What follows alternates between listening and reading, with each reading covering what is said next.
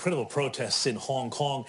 I think that this has started to show people the face of what the Chinese Communist government is all about. One of the things that we've seen, though, in Australia now lately is that Chinese nationalist demonstrators have been taking to the streets to demonstrate against pro-Hong Kong demonstrators. Are these being directed, do you think, by the Chinese officials from the mainland or from the consulates and embassies here, or are these spontaneous eruptions of protest?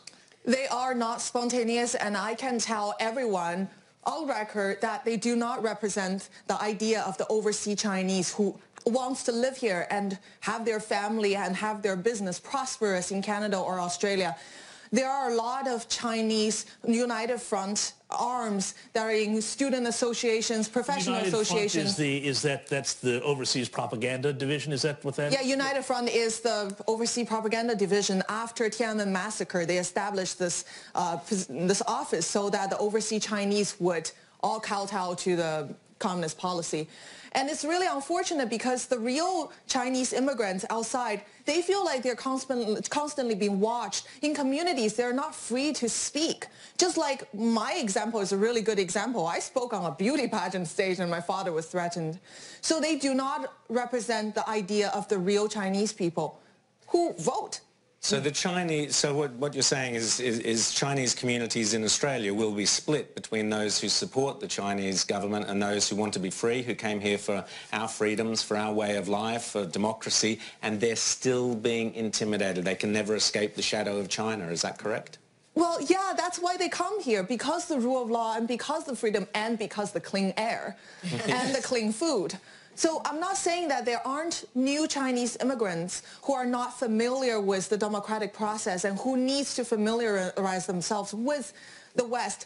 But the people who are going on the street, a lot of times in Canada, there are examples that they're paid like $50 or however much money and to go on the street and to do these demonstrations. Tell us a little bit more about this indoctrination. You said you were a youth leader for the Communist Party, and from kindergarten you were singing songs about the Communist Party is closer to me than my mother. Tell us about that. It just seems incredible that your children that young are being told what to think.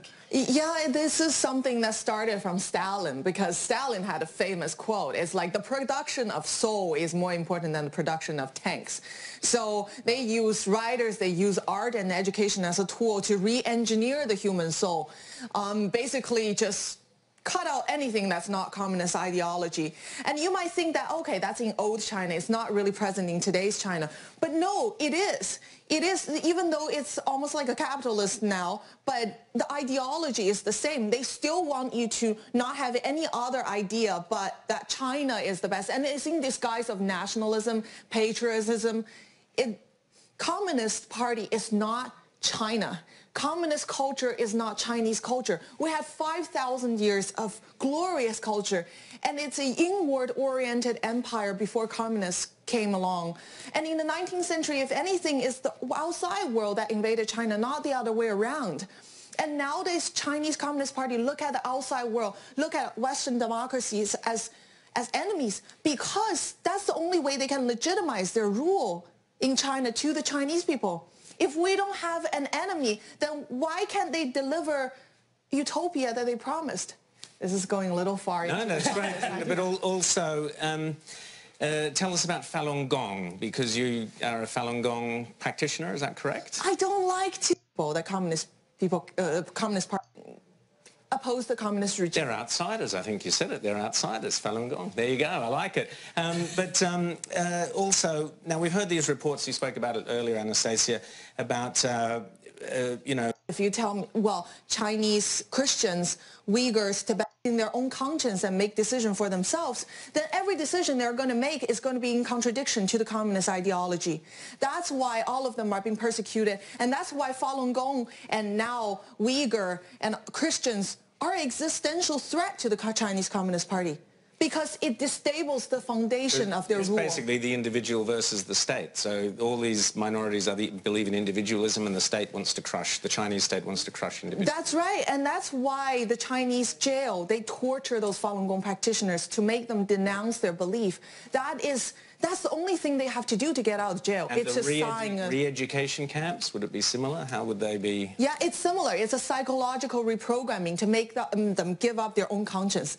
Well, just very quickly, what do you think, I want to bring it back to Australia. We have a big situation here with our universities with these things called Confucius Institutes, and they also exist in the United States.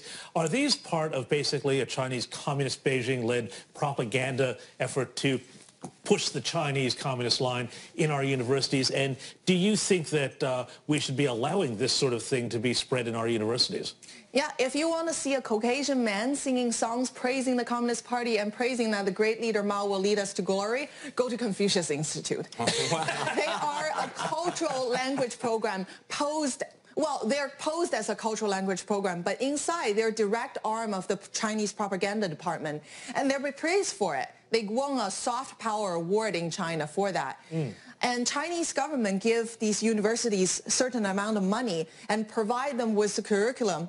Well, there's no free lunch in the world. And from a communist regime, I'm just sometimes in awe at how naive people can be. But the incentive is there because these institutions, Western institutions, usually are in lacking of fund, right? So when Chinese money come in, they will just take it without thinking twice.